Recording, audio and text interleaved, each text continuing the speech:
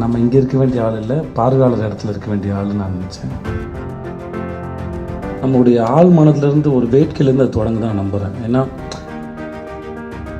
எனக்கு முதல்ல வாய்ப்பு கொடுத்து என்னை ஒரு ஹீரோவாக்கினதாக இருக்கட்டும்,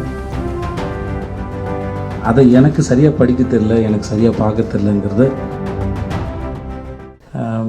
நான் இங்கே வந்து வரவேற்புரை பேச தான் என்னை கூப்பிட்டுருந்தாங்க. நான் வரும்போது சரி ஓகே, ஒரு அட்டென்ஷனுக்கான ஒரு முகமாக தான் உள்ளே வந்தேன். வந்து கொஞ்ச நேரத்தில் நம்ம இங்கே இருக்க வேண்டிய ஆள் இல்லை, பார்வையாளர் இடத்துல இருக்க வேண்டிய ஆள்னு நான் நினச்சேன். அப்புறம் நந்தாள சார் பேச ஆரம்பித்து, அப்புறம் எஸ்ரா சார் பேச ஆரம்பிக்கும்போது நான் முடிவு பண்ணிட்டேன், நான் மாணவனாக மெல்ல மாறிக்கொண்டே இருக்கிறேங்கிற ஒரு தருணத்துக்கு போயிட்டேன். நான் அது வாழ்க்கையில் சில பேருக்கும் நமக்குமான உறவுகள் வந்து ஏதோ ஒரு காரணத்தினால ஒரு தொடர்பு ஏற்படுத்துது. நம்மளுடைய ஆள் மனதிலேருந்து ஒரு வேட்கையிலேருந்து அது தொடங்க தான் நம்புகிறேன். ஏன்னா நான் இதுவாக ஆகணும், எனக்கு இது வேணும். இப்போ சின்ன வயசில் அப்பாவோ உடன் பிறந்தவர்களோ நண்பர்களோ நம்ம விருப்பப்பட்டதை கேட்போம், நமக்காக அவங்களால முடிஞ்சதை வாங்கி கொடுப்பாங்க.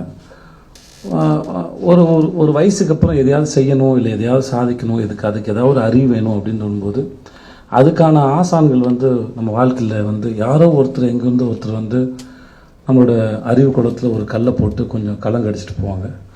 அதுக்கப்புறம் அது கொஞ்சம் நேரத்தில் அது தெளிவு பெறும் நான் நம்புகிறேன். அப்படி என் வாழ்க்கையில் வந்து நிறைய ஆசான்கள் வந்து மிக முக்கியமானவர் வந்து திரு சிவராமசாமி.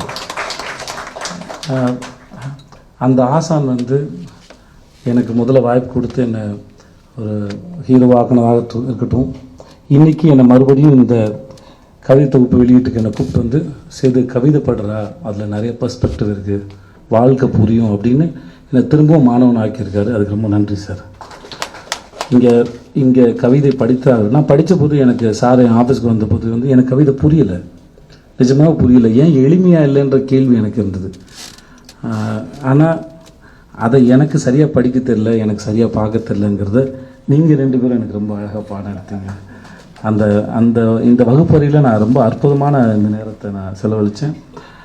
பருவ வயதில் நம்ம காதலிக்கிற பெண்ணோடு இருக்கிற நேரம் போகிறதே தெரியாதுமாங்க, அந்த மாதிரி இருந்தது சார். ரொம்ப நன்றி சார். செய்திகளை உடனுக்குடனும் துல்லியமாகவும் தெரிந்து கொள்ள சப்ஸ்கிரைப் பண்ணுங்க.